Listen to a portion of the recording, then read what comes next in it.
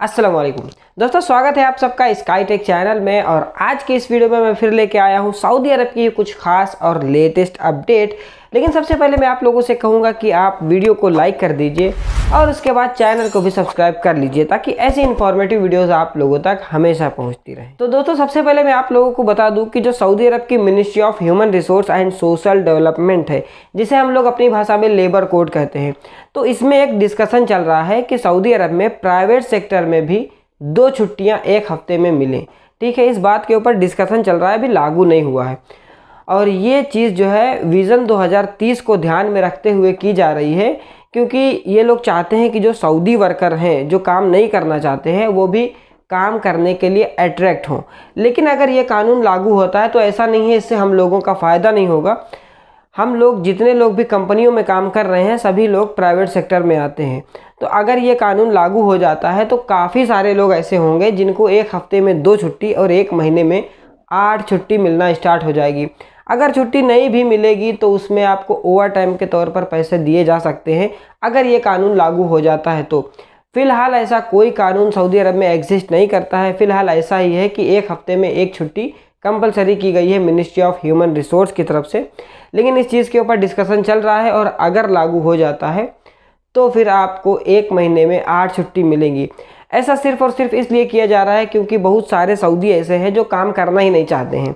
तो उन लोगों को काम की तरफ अट्रैक्ट करने के लिए विज़न 2030 को ध्यान में रखते हुए ये चीज़ इम्प्लीमेंट में लाई जा सकती है कि एक हफ्ते में 2 छुट्टी और एक महीने में 8 छुट्टी आपको मिल सके। और इसके साथ ही मैं आप लोगों को बता दूं कि सऊदी अरब की जवाज़ात से एक सवाल पूछा गया, जिसमें पूछा गया है कि अगर हमारा इकामा एक्सपायर हो गया है और कफील एग्ज़िट नहीं लगा रहा है तो फिर हम क्या कर सकते हैं।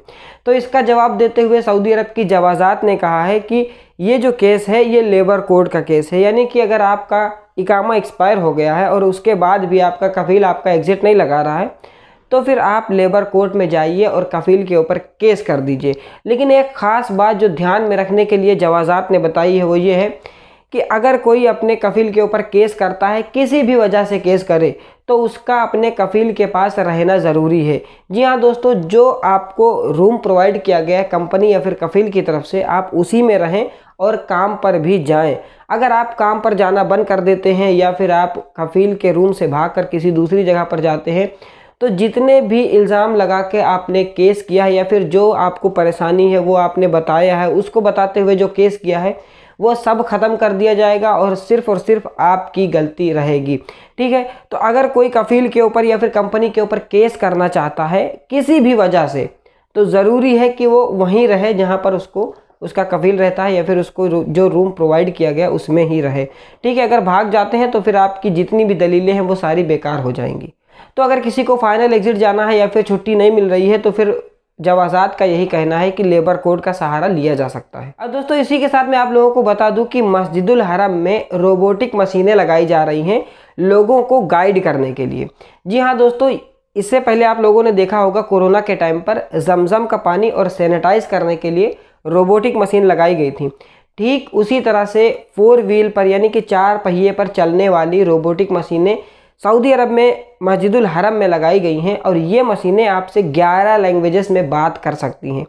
अब इनसे क्या होगा कि आप उम्रा से रिलेटेड या फिर हज से रिलेटेड या फिर मस्जिदुल हरम के रूल्स एंड रेगुलेशन से रिलेटेड चीज़ें पूछ सकते हैं इस मशीन से। अब आप ये मुंह से भी पूछ सकते हैं, यानी कि बात करके भी पूछ सकते हैं। और इसमें एक 21 इंच का LED डिस्प्ले दिया गया है, वहाँ पर आप टच स्क्रीन करके अपने काम कर सकते हैं।